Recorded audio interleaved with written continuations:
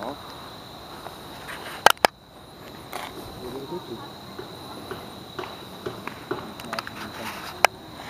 What?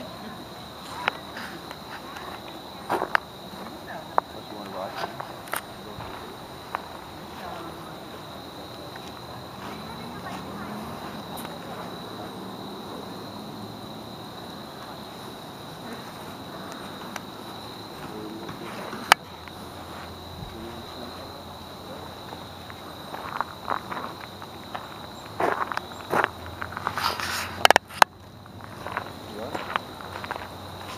Yeah, yeah.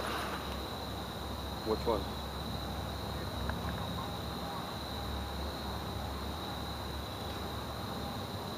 Okay.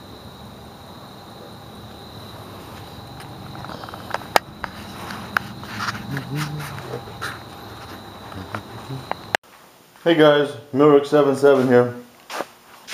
Still drinking free beer. Oh. The clip I'm putting up before this is the Mercedes done. I want to apologize to you guys for the lack of content and the lack of videos the last few days, a week actually. Just been busy as fucking shit. Trying to get the firewood done before it gets cold because I can't be outside with the baby when it's cold outside. Trying to get the cars done.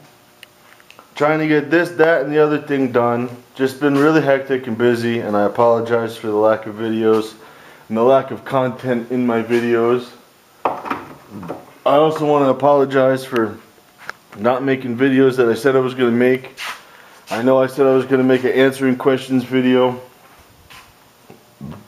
and I just haven't had time. I haven't been able to get around to it.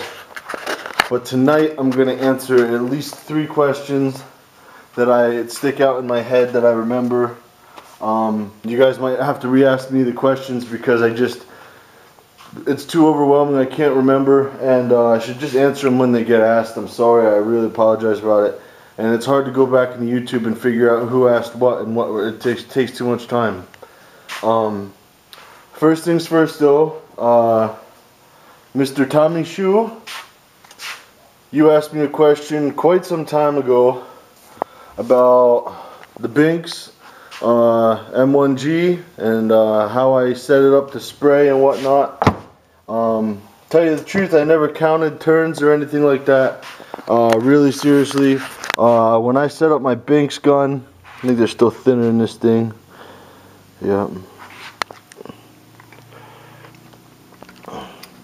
When I set up my gun, Tommy Shoe,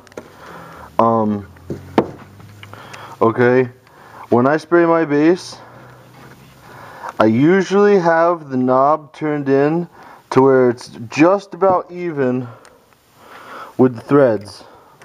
Let's see if you can see this. If my camera will focus nicely. I have all the light in the world, there's no reason why it shouldn't focus. But you see those threads there? I turn it until it's about even with the threads to start.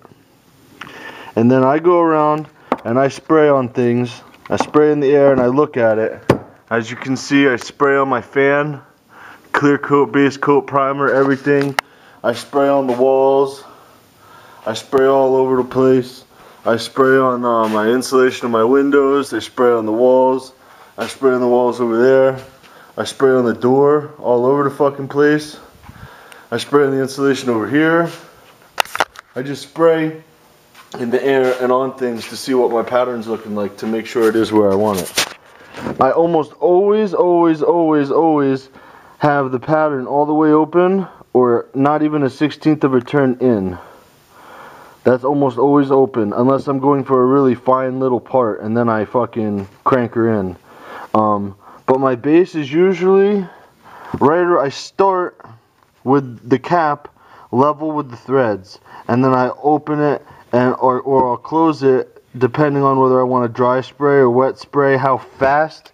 Obviously if I'm moving really fast I want more fluid to come out, so I'll open it up more. But I generally start base at right on where it's level with the threads. Now the guy that paints with me, or paints for me, he clears with this level with the threads. I don't know how he does it, he just must move really slow. When I clear, I usually have about that much. This fucking piece of shit will focus for you. About that much. It's about dead even with the third thread. Okay? That's where I'll start with my clear. I'll usually do my first coat right in and around there. Like I said, I spray on things to make sure it's coming out the way I want it to. I'll spray right around there, and then my second coat, I'll open it like that, and then move a little faster, and then on my third coat of clear, I'll open it ever so slightly like that, and then this gun will flood the panel. If you open this all the way up to where it's just starting to hit that trigger, and you spray, you will run absolutely fucking everything on this gun. So base, I usually, like I said, I start with it level with the threads, and then I'll adjust it in or out, however I'm spraying. And then when I spray clear, I usually start right around when you start to see the third thread, and then I'll open it a little bit more for my second coat, and open it a little bit more for my third coat. And by my third coat, there's a lot of material coming out of this gun, and that's how I reduce orange peel. But like I said, I ain't no professional painter. That's just how I spray with this particular gun. The pattern's almost always wide open, base is level, give or take a cunt hair, and then clears right around between 2 and 3 threads, and then open it, or close it and close it. It's all according how I feel I want to spray. If I'm lazy and I want to be able to take my time and go slower, I don't have this open as much. If I want to just fucking hammer something and get it done really quick, open this baby up and fucking flood the panel. So I hope that helps. That's what I do. That's why I said I never counted the amount of threads. I don't believe in, okay, if you pick up this gun, turn it out 3 threads, that's perfect. Because everybody sprays different, so you're going to have to tweak it here and there. That's why there is so many threads to adjust all this stuff, because everybody sprays different for different situations. So that's how I start out and do my thing with this gun. So Mr. Tommy Shoe, I hope that helps you. Like I said, I'm really sorry that it took me so fucking goddamn long. It's probably too late. You probably sprayed all your fucking boxes already. But if you're still having trouble with that gun, I'm sure you're getting the hang of it by now. But that's how I start and get it done. Second thing. Skidoo 849. You were talking there about your hood on your snowmobile. You have a plastic repair you need to do. There's a couple different ways I guess you could go about doing it. It's all according how nice or how fast or whatever you want to do it.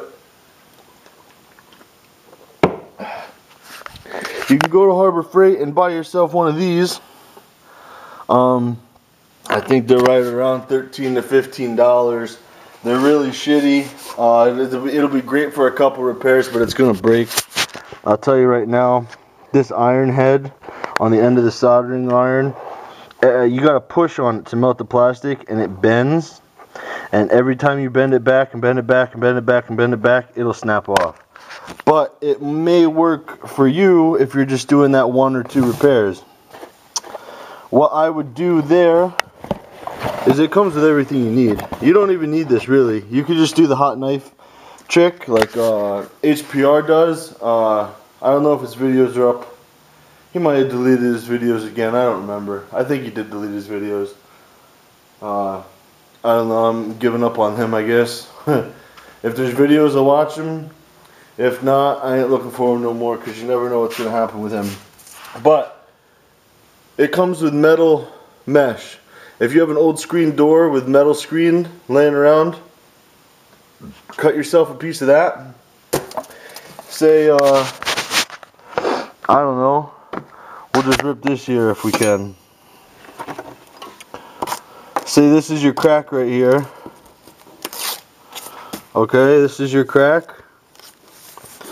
you take your metal screen and you cut it to the size, and then you either take the soldering iron like that has that flat tip on it, or you can use a spoon or bend a butter knife and heat it up with a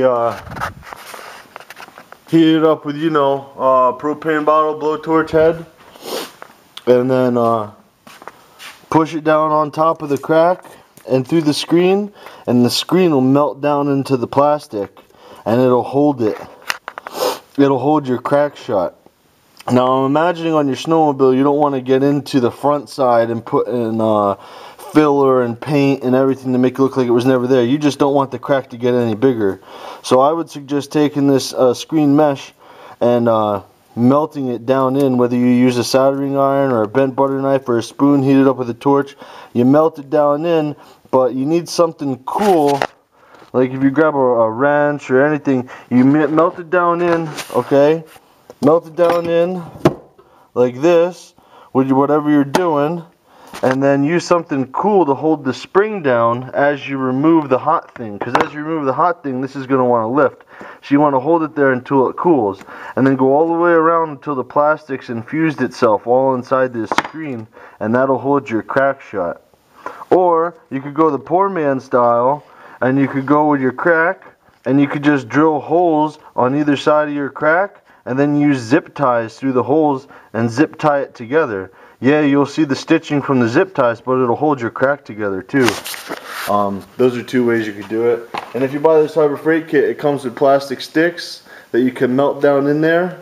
If you go to Harbor Freight, they sell those sticks separate, so you can still use the hot knife method and fill it in if you want to with more plastic on the inside. There's a couple different ways you could do that. And the third one that I remembered is Ram Man. With your rear view mirror on your Dodge. Man, that mirror's fucked up.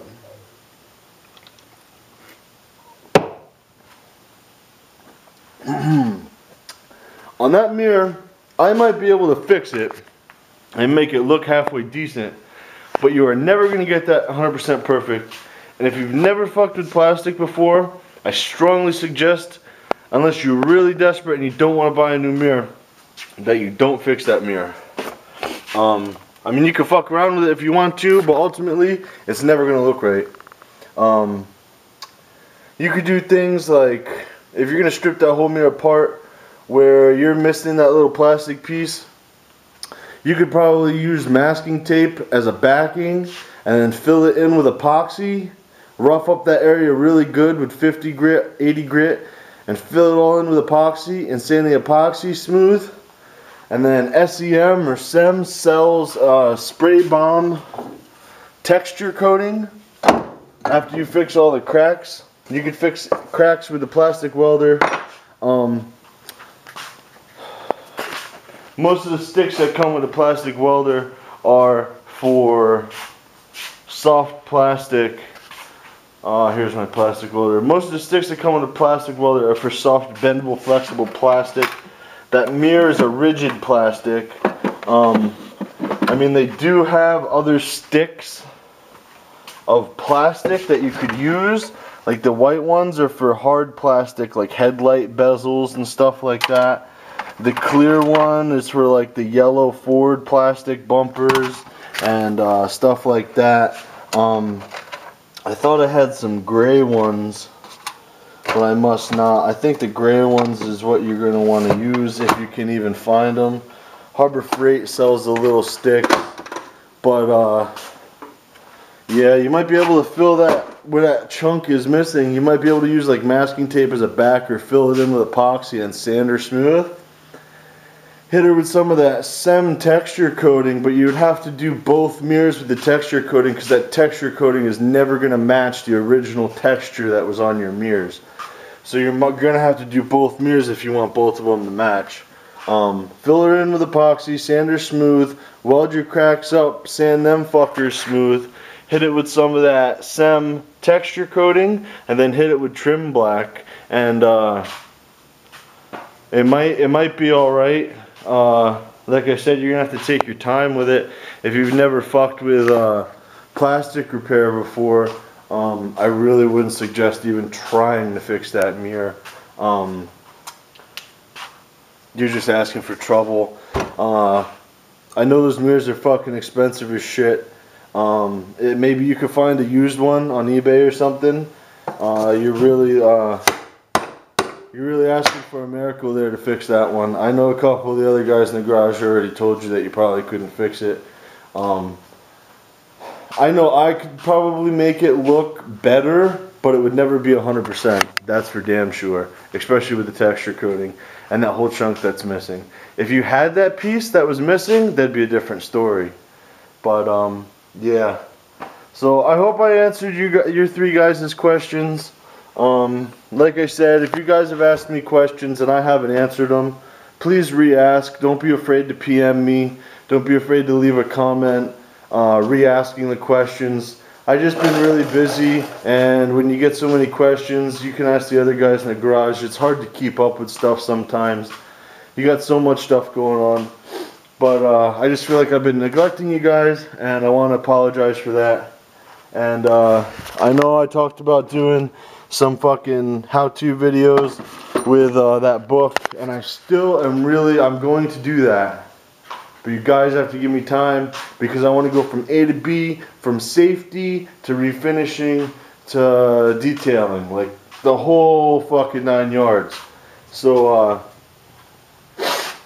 guys, just deal with me, because I need to find some time. I gotta sit down and read the chapter and write up a lesson plan as if I was a teacher and everything, so I could sit down and plan out the video that I want to present to you guys, so you guys can get the most learning experience out of my video. I don't want to just fucking sit there and wing it, because then I'll be talking around in circles like I'm doing right now.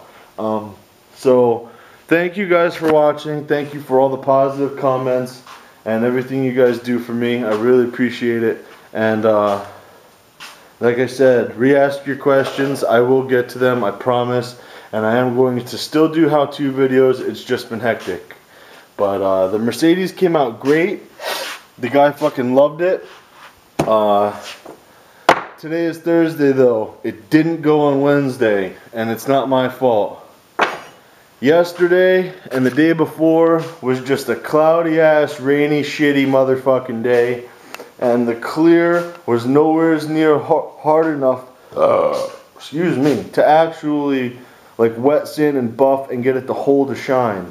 So I had to wait another day and let her sit out in the sun and bake and get nice and hard before I could release that car. There was no way I was going to let it go to know that it was going to come back hazed up.